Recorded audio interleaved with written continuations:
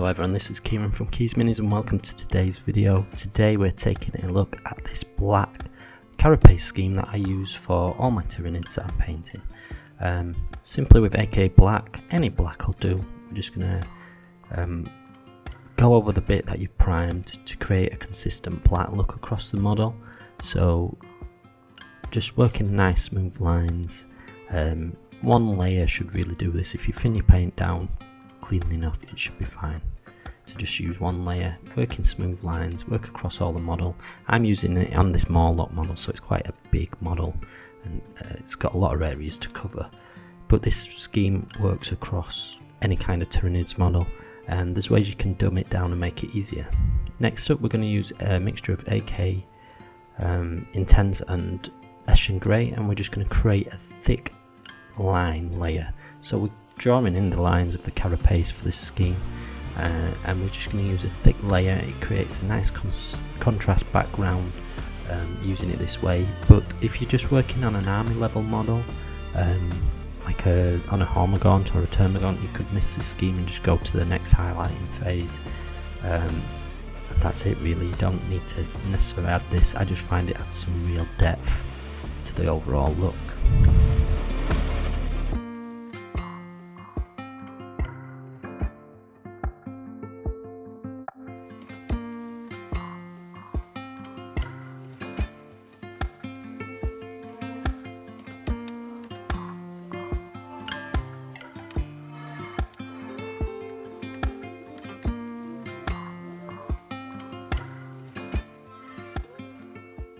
The next layer we're just going to use Dawnstone, and we're going to practically repeat the layer we've just done, but working in a smaller line.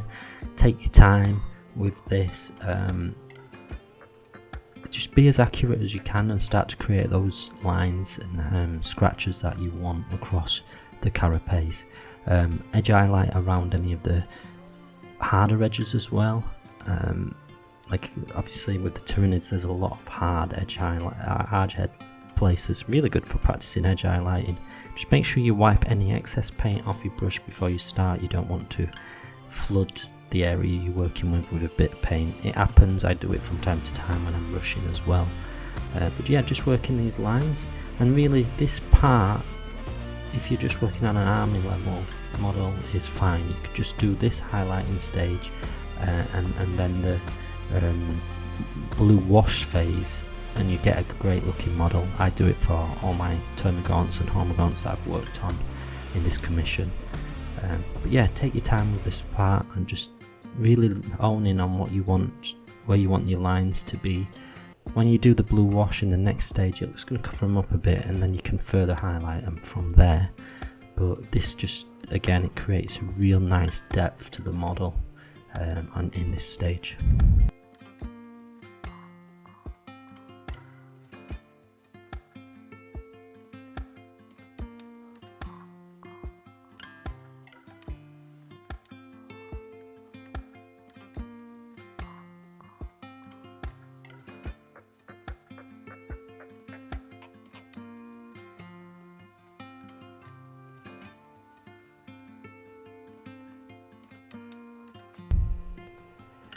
So the next phase is we're just going to use Inky by Darkness, really thin the paint down to a very like wash glaze consistency, and any of the black that you've been working on highlighting, just wash over that bit. Try and not let it pool. If you do, it does pool a little bit, just go wipe any excess paint off, clean your brush and then with a paper towel just go back in and just smooth the area out a little bit more. It does pull from time to time, and that's fine. You can also go back in and correct it with a bit of black paint if you want to, but just, it's a nice quick phase this one, but just be accurate with it, as it saves you a lot more time in the tidying up process. This is later on.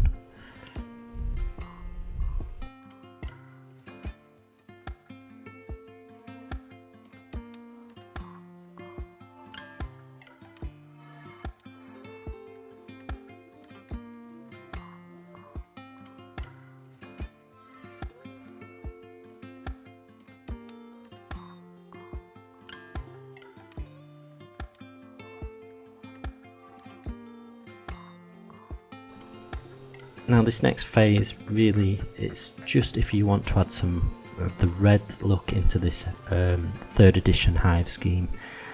Using corn red, just a base wash, thin your paint down to a glaze consistency, pick the areas you want to do it, 1 to 2 layers of just working in a smooth area, pick out the area you want. You can make it as big or as small as you want, on the models dependent.